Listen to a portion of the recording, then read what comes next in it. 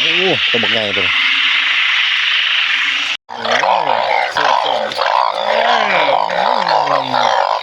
ก่อนเบิ่งคลิปนี้ขอคนละ1 ไลค์เพื่อเป็นกำลังใจให้ข้อยได้สร้างคลิปต่อไปนำเลยเนาะยังอึ้งมาเลยฝนตกให้กระเซล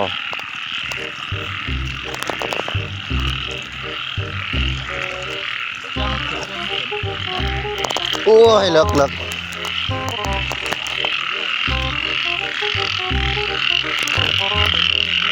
อ้ยมีตะเขียด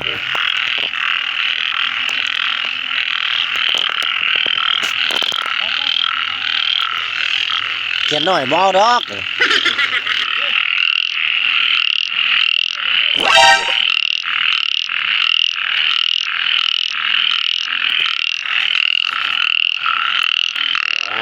หลักไหลมันดิ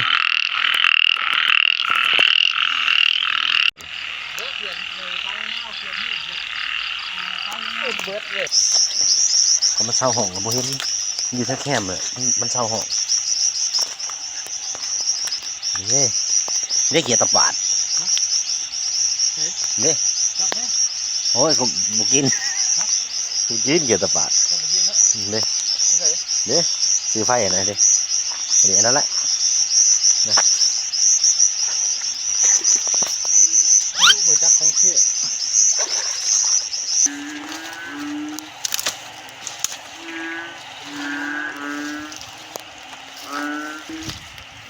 แต่เสียง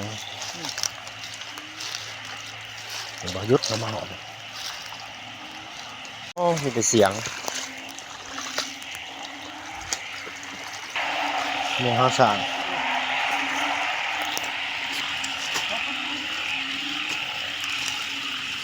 ยิงบ่ได้เอาหมกม่วงเลยมากิน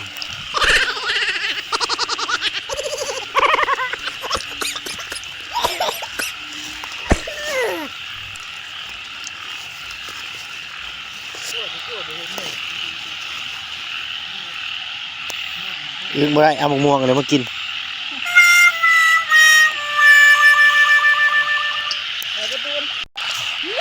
ว้าวแต่เสียงโตมันอยู่ใส่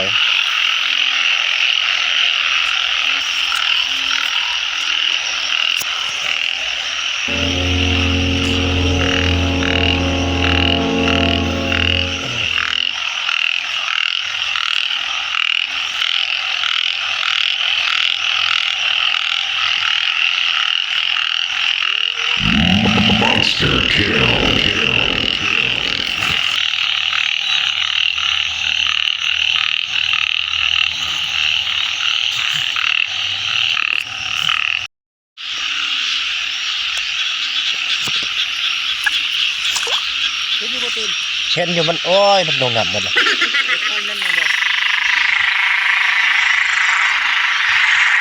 ค่อยๆจับมันนี่แหละ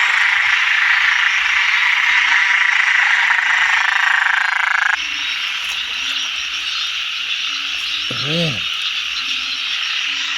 ฮ้ยเป็นไหนครับ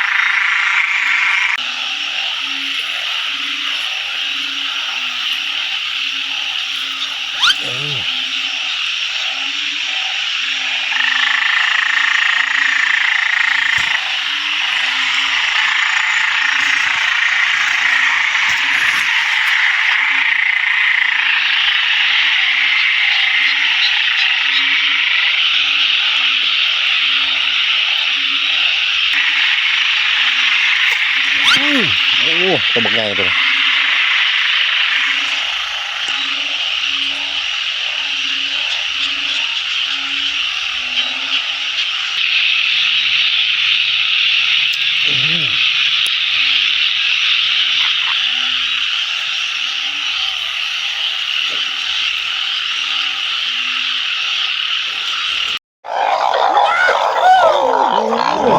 ได้มะม่วงข้าวหมาก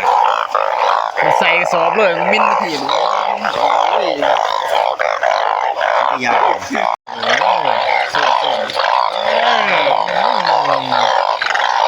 คนดูดี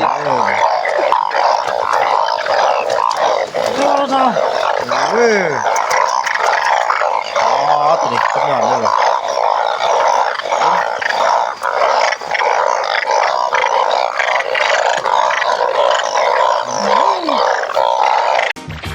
จบแล้วก็ฝากกด Subscribe กดกระดิ่งแจ้งเตือนไว้เพื่อบ่พลาดชมคลิปต่อไปเนาะ